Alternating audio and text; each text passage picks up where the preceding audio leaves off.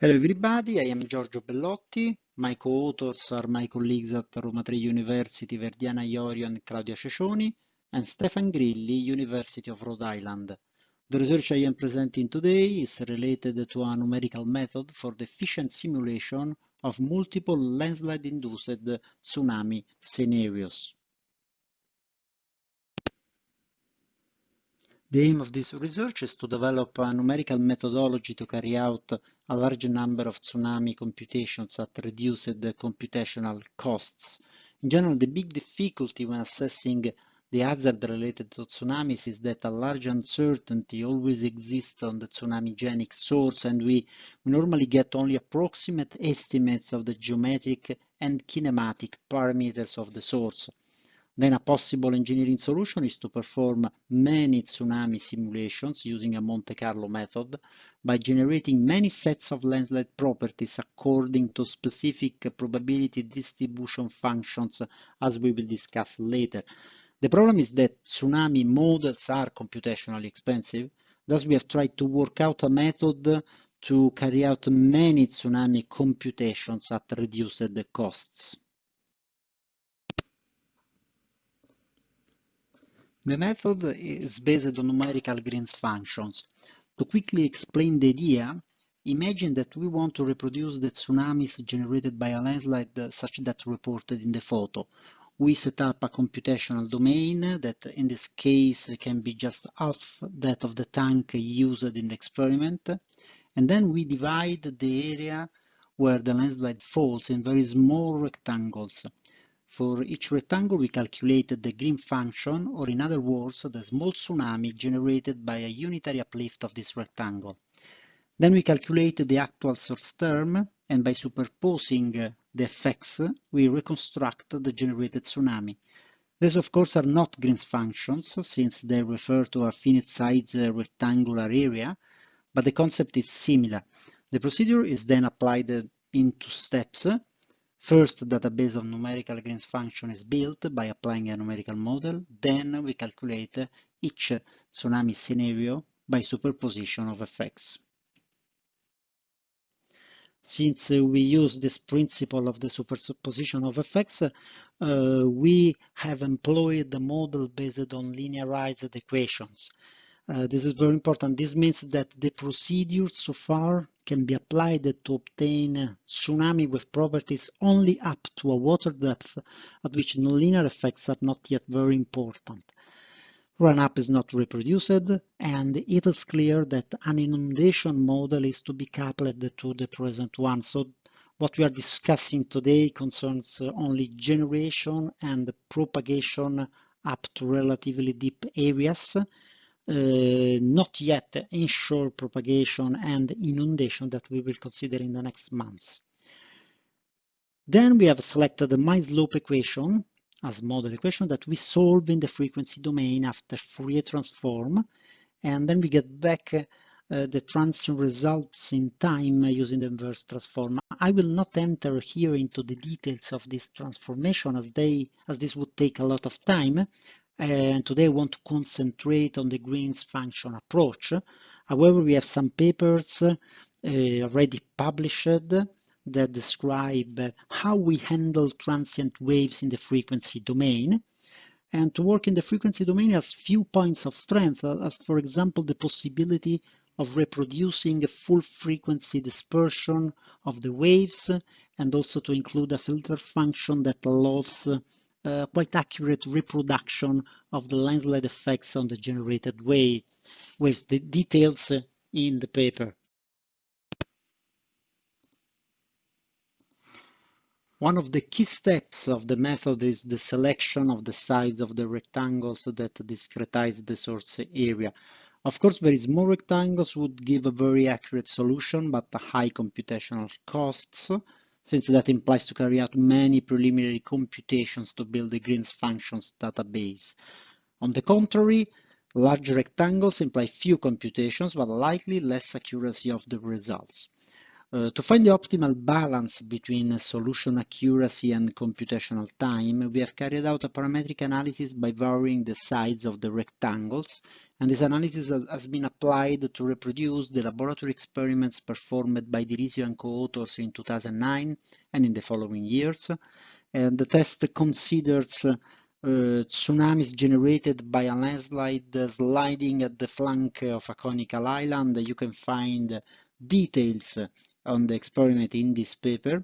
This is the computational domain that we have used. It is actually 1/4 of that used in the laboratory experiment. Here you see the shoreline, the undisturbed shoreline of the conical island. Here you see half of the elliptical shaped landslide sliding along the flank. These are the geometrical parameters of the landslide, the numerical parameters used to set up the numerical model, and we have tested 6 different discretizations of the source term area by employing very small rectangles, that is case A, and moving toward very coarse discretizations like case F at the end. What we want to check here is how much the accuracy of the solution deteriorates when moving from very fine to very coarse discretization of the source area.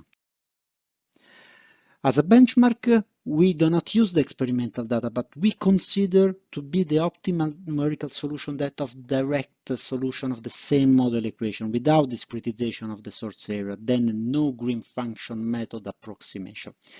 In red, we report in the plots the surface elevation at the position of some wave gauges used in the laboratory, and we compare these benchmark results with those obtained using the approximate method based on the Green's functions.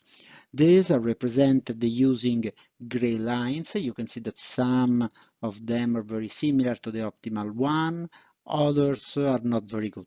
To quantify the error introduced by the approximate method, we have taken the maximum wave height at the position of each gauge, and we have calculated the percentage error with respect to the numerical benchmark, as expected, by using very coarse discretization of the source area, for example, by employing rectangles of width just half the width of the landslide. Very large errors are made, more than 20–30%, but if we move toward finer resolutions, the errors, especially in the far field, become very small, and I would say that a discretization by rectangles with sides of the order of 1/10 or 1/5 of the landslide width can produce reasonably accurate results and save a lot of computational costs when we carry out many computations.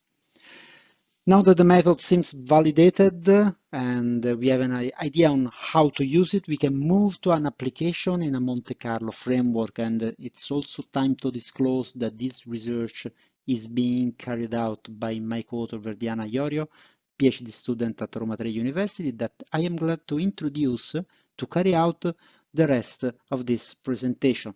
Thanks everybody for listening. Verdiana, the floor is yours. The numerical Green function method is then applied in a Monte Carlo simulation. The idea is to build 1000 different landslide scenarios from the previous numerical test by varying the landslide length, width, thickness, and release distance within fixed ranges. The database of numerical Green functions is built by decomposing the largest hypothetical sliding area into 51 rectangular areas. The rectangle size, referred to the physical model parameters, is the same as the third decomposition of the parametric analysis. Following the approach proposed by Grilli et al., log-normal distributions are associated to width, length, and thickness of the landslide. With regard to the release distance, a normal distribution is assigned. Then the Monte Carlo simulation starts. Random values of landslide parameters are extracted from the probability distributions. Once the trial source term is defined, the solution is obtained multiplying the average value of the source term in each subarea by the corresponding numerical Green function, and then superimposing the effects. The solution is extracted at gauge 22S, which is located far from the shoreline. The upper panel shows the free water surface elevation as it results from all the 1000 simulations. The red line represents the tsunami waves triggered by the experimental landslide values, while the blue lines draw the envelope contours. It can be noted that most of the time series are distributed around the numerical solution given by the physical landslide model. The bands in the bottom panel are defined by computing the percentiles of the 1000 free water surface elevation values for each time step. A zero-crossing analysis is carried out on each time series to achieve the values of the maximum free surface elevation. The histogram shows the distribution of the number of simulations along the maximum free surface elevation values. The positive skewness suggests that the set could follow a log-normal probability distribution. The data are therefore fitted with this distribution, and to assess the goodness of fit, the Kolmogorov-Smirnov test with a significance level of 0.05 is performed.